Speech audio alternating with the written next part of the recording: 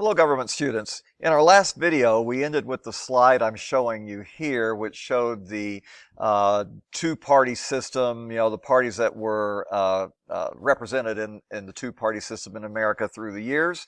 What I want to do today is briefly show you what we call the party systems in America. This is still somewhat of a historical look.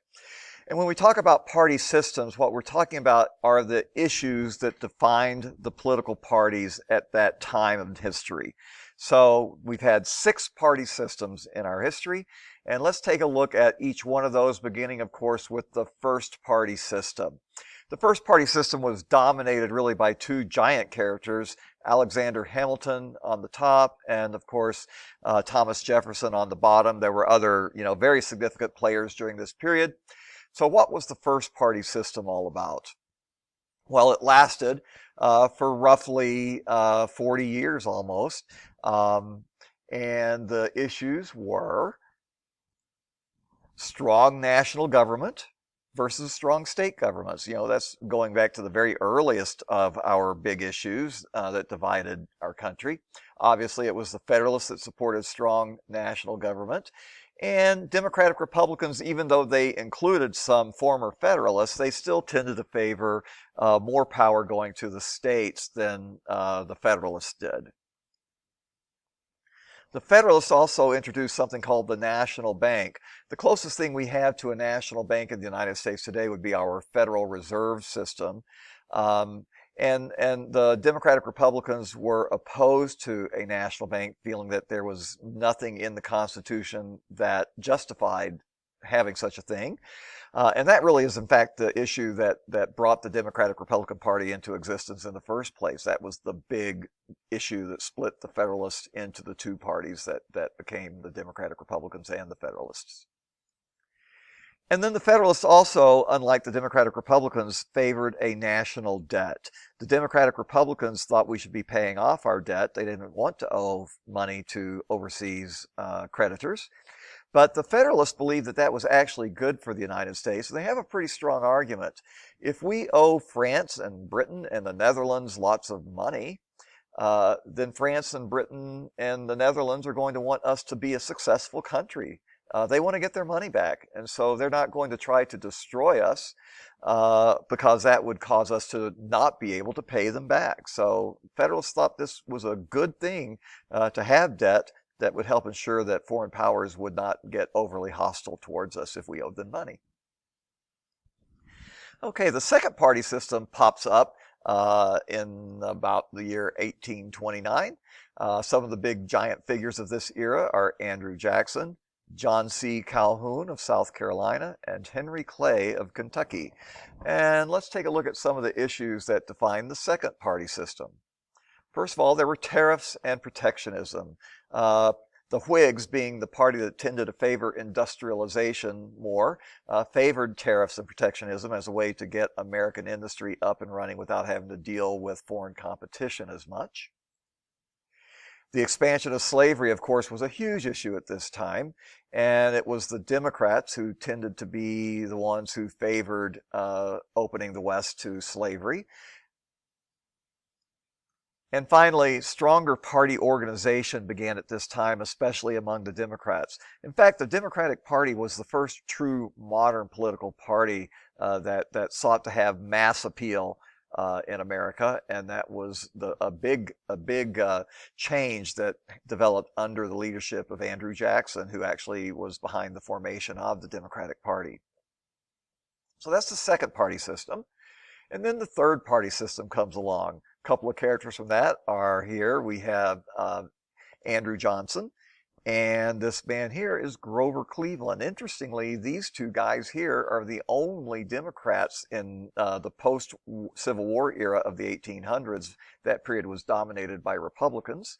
And this third party system, in fact, does go from 1857, just before the Civil War, to the late part of that century, about 1892.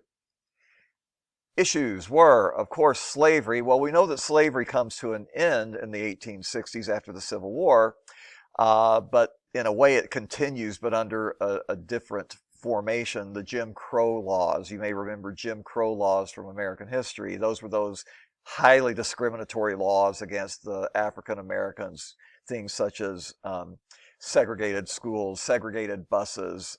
It was difficult for African Americans to get employment in certain professions.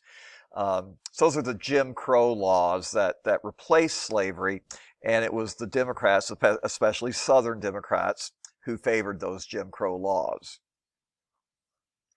Reconstruction terms were a big issue in the late 1860s and first half of the 1870s. And it was the Republicans who favored harsh Reconstruction terms, punitive Reconstruction terms in some instances, to punish the South for its secession. And the Democrats wanted to have a much more lenient Reconstruction than the Republicans did. And finally, industrialization. The Republicans took that earlier Whig viewpoint to be very pro-business. And as you may recall, most of the Republicans were, in fact, formerly Whigs. So the Republicans really do become the big pro-business party during this time and the third party system.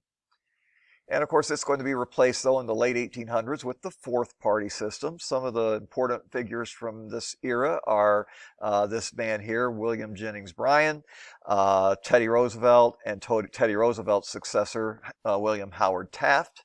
Let's look at some of the issues in this period that takes us to 1932. Industrialization is still a big issue, favored by the Republicans.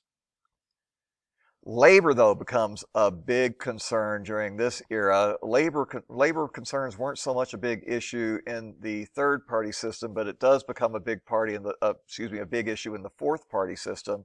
Things like minimum wages and 40-hour work weeks, the right to form a union. That's what we're talking about when we're talking about labor rights. The Democrats became the party that really wanted to carry the ball for the working man at this time, supporting those kinds of labor rights. And there were also rural issues involved during this period of time. There was a lot of debt among farmers, and the Democratic Party wanted to help the farmers out, to help get them out of debt.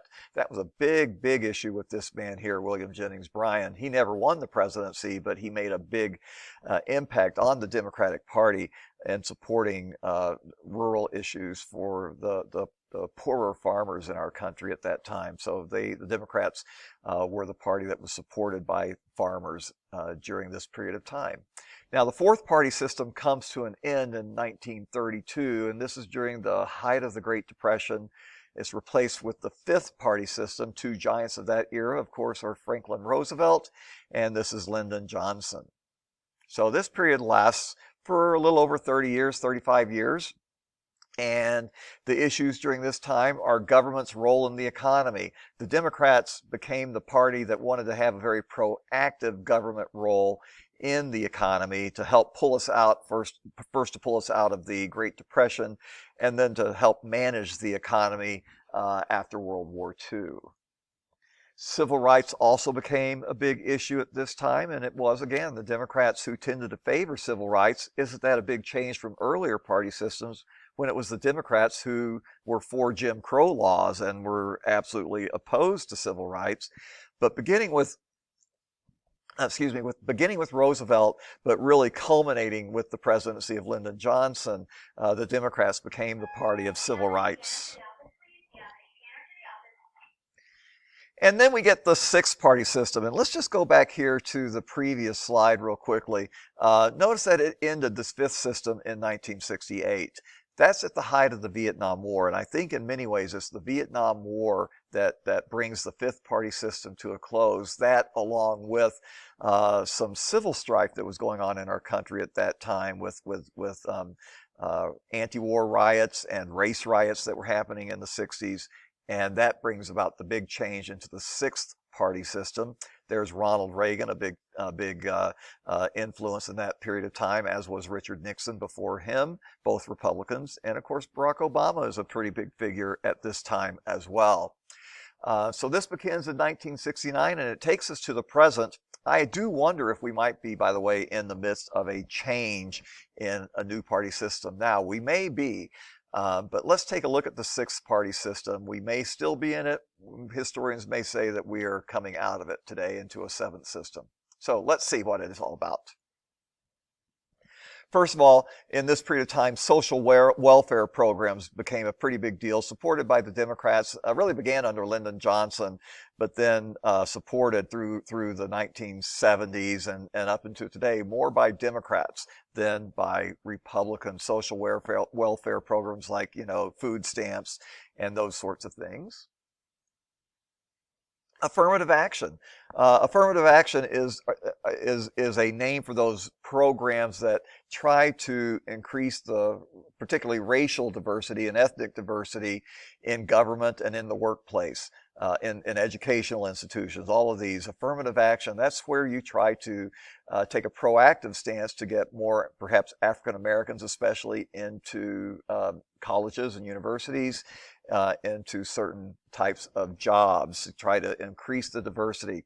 And it's important to understand what affirmative action is. It doesn't mean that you're wanting to put someone who is not necessarily qualified for a job or for a slot in a prestigious university. You're not putting them in there, an unqualified person. But what you are doing is you are looking at people who are both qualified, highly qualified, and then you look at other factors such as their race or their economic background, and you try then, if you have two people who are equally qualified, let's put the one who has less representation in the system into the position to increase diversity. That's what affirmative action is all about, and that has been a Democratic issue since the 1960s. And finally, the culture wars. What do I mean by culture wars? Culture wars are things like prayer in public school, things like abortion, those types of issues, the degree to which religion should be allowed in the public forum. Those are culture wars, and Democrats tend to be opposed to those types of things.